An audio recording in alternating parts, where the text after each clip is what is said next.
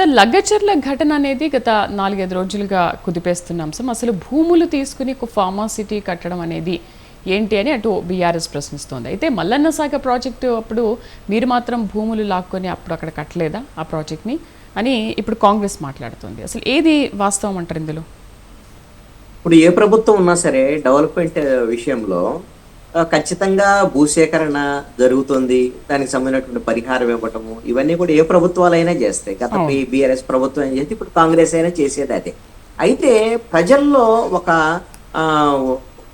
అవగాహన కల్పించి వాళ్ళ సమ్మతి మేరకు భూములు తీసుకోవాల్సినటువంటి అవసరం అయితే ఉంది. అయితే ఇప్పుడు 9 నెలలుగా లగచర్లకు సంబంధించినటువంటి ఈ భూములకు సంబంధించినటువంటి వ్యవహారం మీద అక్కడ ఉన్నటువంటి గిరిజనులు కానివ్వండి, భూములకు సంబంధించినటువంటి రైతులు కానీ నిరసనలు తెలియజేస్తున్నటువంటి పరిస్థితి ఉంది. ఇప్పుడు అక్కడ ఫార్మాకు సంబంధించినటువంటి కంపెనీల వల్ల వచ్చేటువంటి ఉపయోగాలు ఏంటి, అదేవిధంగా ఈ రైతులకు పరిహారానికి సంబంధించినటువంటి వ్యవహారం ఏంటి, వీటిని సామరస్యపూర్వకంగా ప్రభుత్వం తేల్చుకోవాల్సినటువంటి అవసరం.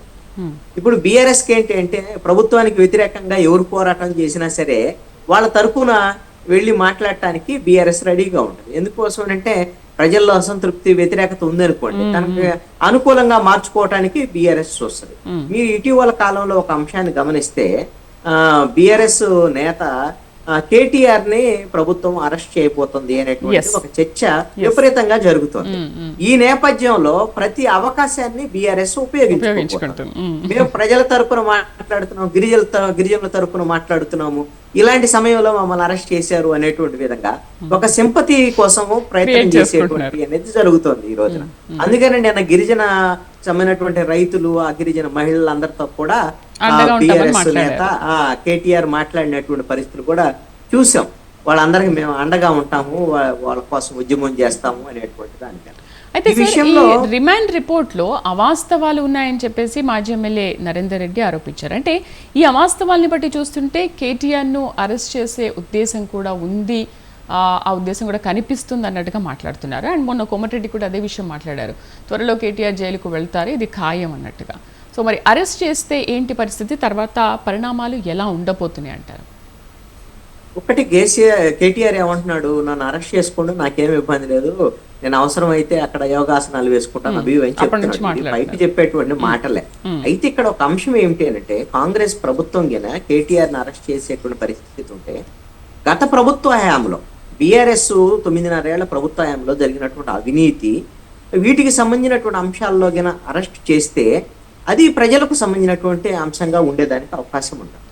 లేదు అని అంటే ఇప్పుడు లగచర్ల ఘటన లేకపోతే వీటిల్లో కొంతమందికి సంబంధించినటువంటి వాళ్ళ బీఆర్ఎస్ కి సంబంధించినటువంటి నాయకులతో ఈయన ఫోన్ లో మాట్లాడాడు, రెచ్చగొట్టాడు, అక్కడ అధికారుల మీద దాడులకు సంబంధించినటువంటి వ్యవహారంలో ఈయన ఉన్నాడు, వీటి మీద ఈయన అరెస్ట్ చేశారనుకోండి, ఇది రాజకీయ కక్ష సాధింపు వల్ల అక్రమ కేసులు పెట్టారు అనేటువంటి విషయము ప్రజల్లోకి వెళ్లేదానికి అవకాశం ఉంటుంది. ఈ విషయంలో కాంగ్రెస్ ప్రభుత్వం జాగ్రత్త వహించాల్సినటువంటి అవసరం ఉంది. ఇప్పుడు ఫార్ములా రేస్ కు సంబంధించినటువంటి వ్యవహారంలో అవినీతి జరిగింది అనేటువంటి దాని మీద ప్రభుత్వం అనేకమైనటువంటి దాని మీద విచారణలు జరుగుతున్నటువంటి పరిస్థితి ఉంది కేటీఆర్ మీద.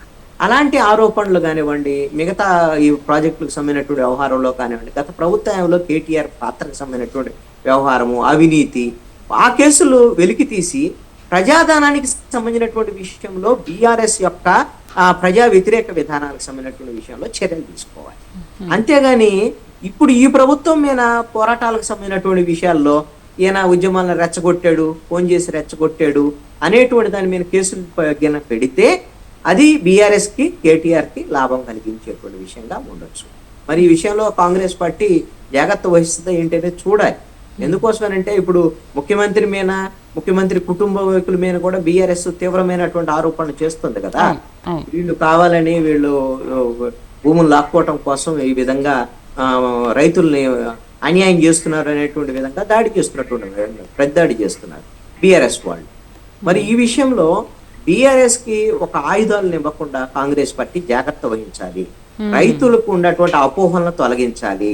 రైతులకు సంబంధించినటువంటి విషయంలో వాళ్ళ భూసేకరణ చేస్తే వాళ్ళకి ఇవ్వాల్సిన నష్టపరిహారం విషయంలో ప్రభుత్వం వైపు నుంచి వాళ్ళతో సంప్రదింపులు జరిపి వాళ్ళ ఉద్యమాలకు సంబంధించినటువంటి విషయంలో వాళ్ళ ఉద్యమాలు విరమింపజేసేటువంటి విధంగా ప్రభుత్వం వైపు నుంచి ప్రయత్నం జరగాలి. అప్పుడు టీఆర్ఎస్ కు ఒక ఇలాంటి ఆయుధాలు దొరకకుండా ఉండేదానికి అవకాశం ఉంటుంది. మరి ఈ విషయంలో ప్రభుత్వం వైపు నుంచి, ఎందుకంటే ఈ సమస్యని మరింత పెంచుకుంటే రైతులకు సంబంధించినటువంటి సమస్య, గిరిజనులకు సంబంధించినటువంటి సమస్య, అది కేవలము లగచర్లకు ఆ చుట్టుపక్కల గ్రామాలకు సంబంధించినటువంటి అంశంగా చూడకూడదు. సమస్య తెలంగాణ రాష్ట్ర వ్యాప్తంగా కూడా రైతులకు సంబంధించినటువంటి అంశంగా మారేదానికి అవకాశం కూడా ఉండవచ్చు.